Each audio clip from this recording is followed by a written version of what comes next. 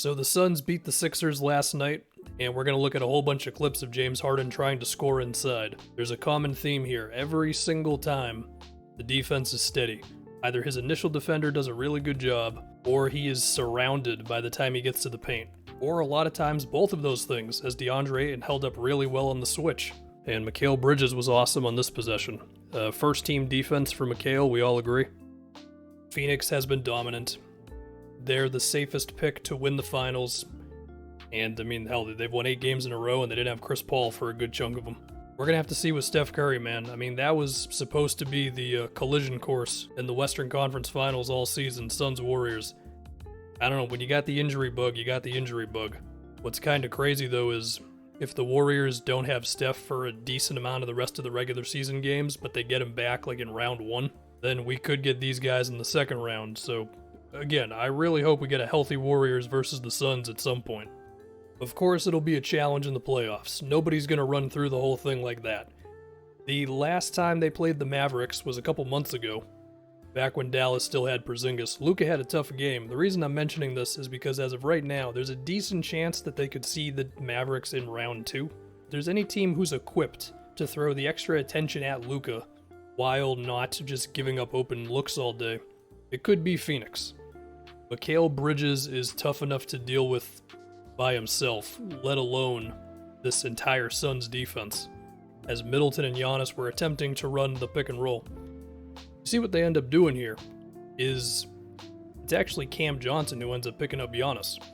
Now there is a split-second window here where Middleton could have got it to him, but you have to react so quickly. And obviously Phoenix knew this was coming as Chris Paul is calling out to Cam and Biyombo's got his hands up ready for that exact pass for Middleton. Also, you got Bridges there, so you got to consider that one as well. Anyway, what ends up happening is it's Giannis with his back to the basket. They collapse on him and it's travel. They could also get Utah in the second round. They have only played the Jazz once where the Jazz had their actual team, and they lost because Donovan Mitchell went 6 for 11 from outside. And the big thing here was they didn't have the big guy stepping up on him around these screens. I think the Bucks have the largest reputation in the league for being willing to give up jump shots.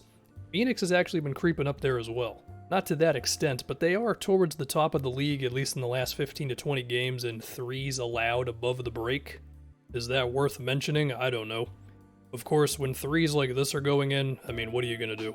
The thing with their defense, though, is that they're versatile, so they don't just have one trick. I mean, you compare the drop coverage on Mitchell there to how much higher Ayton was on Harden screens last night. The Suns are always going to adjust. They could also see Denver in round 2, possibly round 1 if the last chunk of games for the Nuggets go poorly. We'll have to see.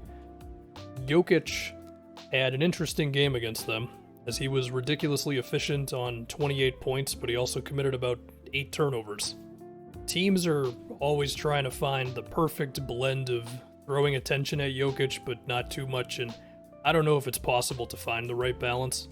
There were a good amount of possessions where they basically just said, hey, DeAndre, do the best you can. Hey, it's better than him getting open shots at the rim, right? For one of those turnovers, Jay Crowder just completely ignored Aaron Gordon. And as Booker stripped Jokic on this one, it made me ask myself, what is the appropriate amount of aggressiveness you can throw at Jokic when he's bringing the ball up court? The other part of this game was Devin Booker dropping 49 points like a madman, as we appreciate what I believe is a Spain pick and roll. I know this is obvious, but another reason why Phoenix is so good is that they can win in a shootout as well. Devin Booker can be the leading scorer against anybody. And of course, there's also my favorite play in basketball, which is the Chris Paul, what do we call that, 14-foot jump shot? Let's not forget about the chances of a Grizzlies Suns Western Conference Finals either. Ja Morant went off when these teams played each other. Similar to the Donovan Mitchell thing, it was a decent amount of drop coverage versus Ja, and I'm not exaggerating when I say that the dude made like nearly 10 floaters in this game. DeAndre Ayton did not play in this game. I think that matters a bit. Again, it's not going to be easy, but I think Phoenix is more equipped to where, let's say if Ja Morant did this in a game 1 against them, in game 2 they could play it more aggressively and the defense would just click.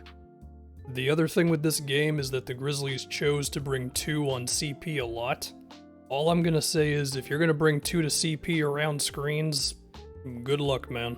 As far as the Eastern Conference, I mean, Miami's half-court offense, Celtics lost Time Lord, that breaks my heart. James Harden's doing the thing where every third game he's noticeably a worse player after his initial 4 games with Philly being amazing. The Bucks and Nets haven't had their full teams for most of the year, and now they're looking better, of course, but it's still tough to just flip the switch like that, man, when I compare it to the year Phoenix has had. I've mainly talked about the defense in this video. To touch on the offense a bit, Devin Booker is shooting 35% on pull-ups/step-back threes this year, which is a huge improvement from last season where he was shooting about 30%. He is having maybe his best three-point shooting season overall. Whether it technically is or is not, it's definitely better than his last few years. That was the one thing that you could view as not a weakness, but something he could have gotten a little better at. It would be amazing if they could get Cameron Johnson back, as he was going nuclear before he went out with a quad injury that's left him out for about a month now. DeAndre Ayton has also been automatic when he's attempting a floater or a hook shot or a push shot. Whatever you want to call it. I mean, he's been shooting 60% in the paint, but not right in front of the rim, on top of his normal big man things. In fact, his post-ups have been much more successful this season. According to NBA.com, a DeAndre Ayton post-up is worth about 1.05 points per possession, which is much better than last regular season, and it's a great weapon when teams switch, because, when you got Chris Paul killing you on screens, Devin Booker as well, you may try switching to slow them down a bit, and if you've got Ayton killing you with these hooks, well, that's just going to be tough.